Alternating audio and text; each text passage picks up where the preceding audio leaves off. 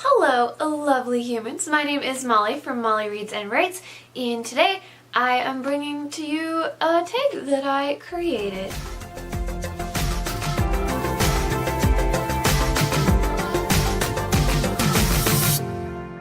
So this tag is for the Authortube community, and I made it keeping in mind more of current works in progress, less finished published novels, because a lot of writers, at least that I've talked to, were very closed about what our works in progress are.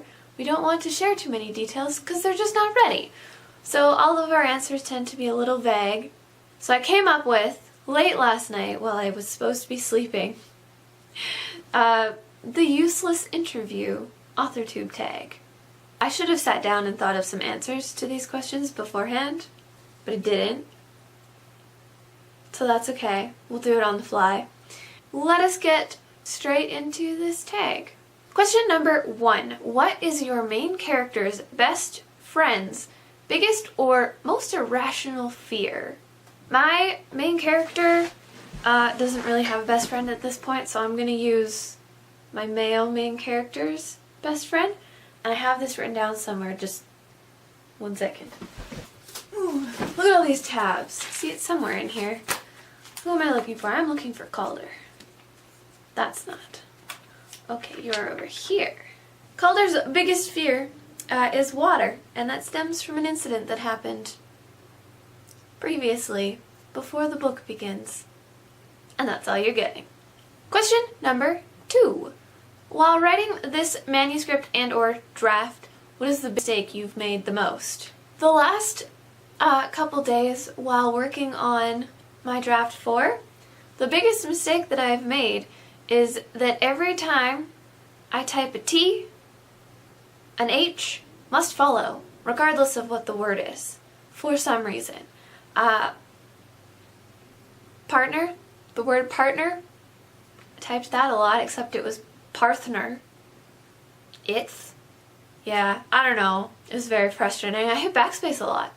Question number 3.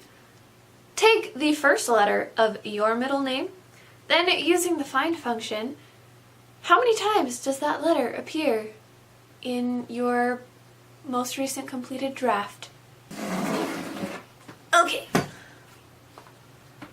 My middle name is Beatrice, so we're looking at a B. Where's this? That's not the folder I need. The letter B appears 3,383 times. That's a lot of B's and a lot of 3's. Question number 4. What is the 5th last sentence in your current work in progress? As long as there's no spoilers. 1, 2, 3, 4, 5. Melise waited until he called out 20 to take her leave of the group. There's no spoilers there. You don't even understand what's going on. Question number 5. What character besides the antagonist do you dislike the most? When this question came to me last night, the first character that I thought of is Aisling. Yeah, I dislike her the most. And it's truly not fair to dislike her because I dislike her for reasons that, I made up. I wrote them and they had to happen to carry the story forward in this book and the future. But we're not friends anymore. Question number 6. Describe your inciting event using only 3 emojis.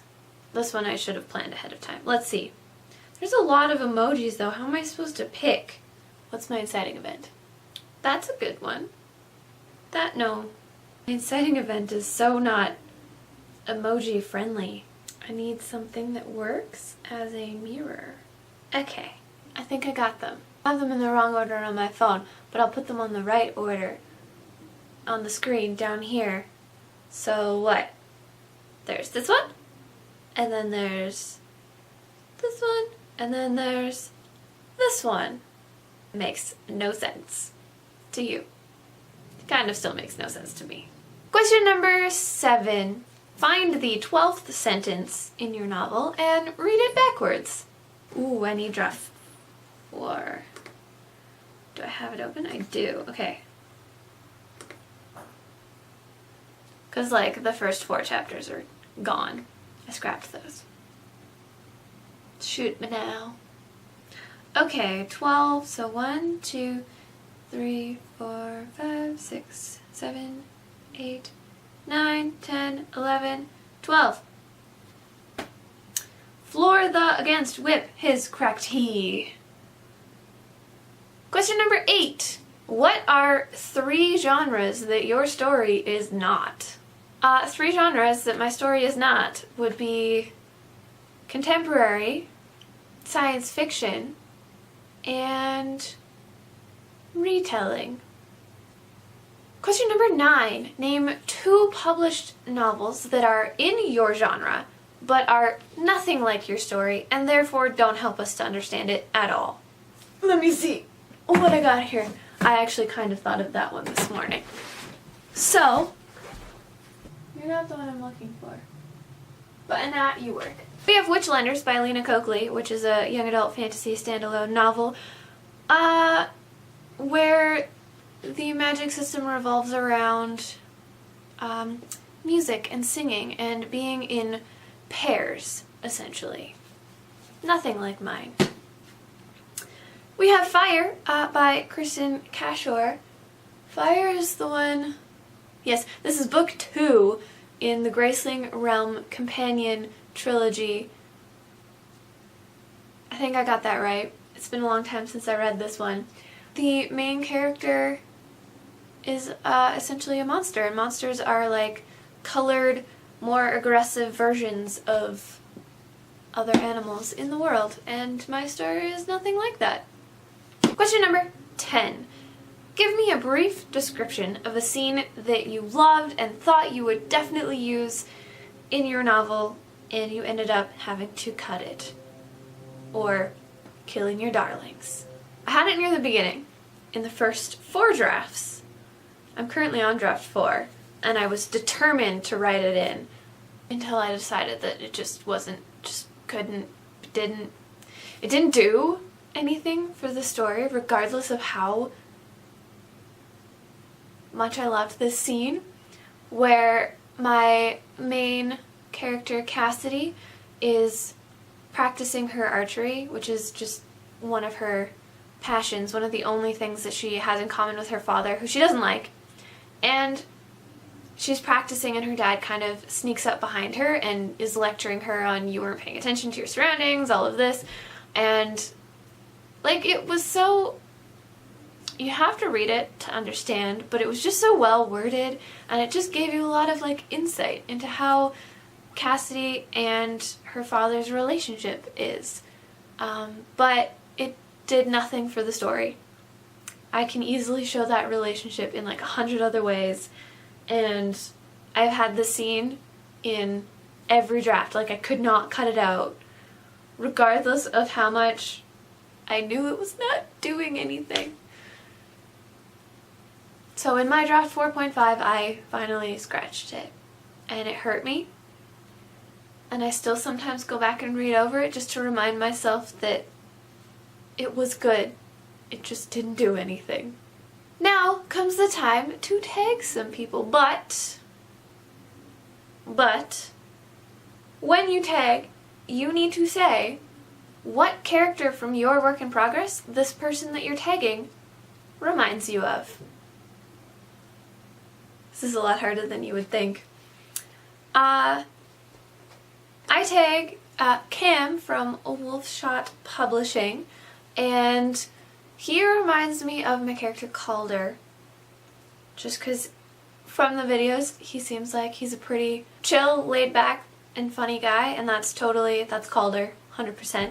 I'm also taking Sarah from Inked Collection, and she reminds me of my character Cater, who is a healer, and she's just a very calming, sweet individual. Then I would like to tag Shaylin from Shaylin Writes, and she reminds me a lot of Laird, my kind of like a mentor character, just because her channel's so great to go and watch and like just learn about writing and just developing your craft and everything, and that's totally who Laird is. And the last person I'm going to tag is Ben from Ben Sanders, and you stumped me. I had a really hard time deciding what character. In the end, I chose Aiden. Aiden is the youngest druid in my world, and he's very much so like a go-getter and wants to be doing a lot of stuff, but I'm sorry, that means terrible things are going to happen to you. But that's just who you remind me of. And that is the tag. I find my subscription list sorely lacking in Authortubers and other writers. So, comment down below, who are some writers that you love to watch on YouTube? What are their channels? Who should I check out and subscribe to? Also, comment down below with any other Authortube tags that you really like that you think I should do, because there's not a lot of them out there. I think there's 2 or 3 that are kind of on my radar to start preparing to do, but yeah, there doesn't seem to be a lot of them. So you can like this video and subscribe to see more in the future, and I hope that you have an awesome morning, afternoon, or evening, whichever it is, wherever you are. See ya. And just enjoy the Punisher. I'm trying to channel my inner badass today to get a lot done. Thus far, it's not working.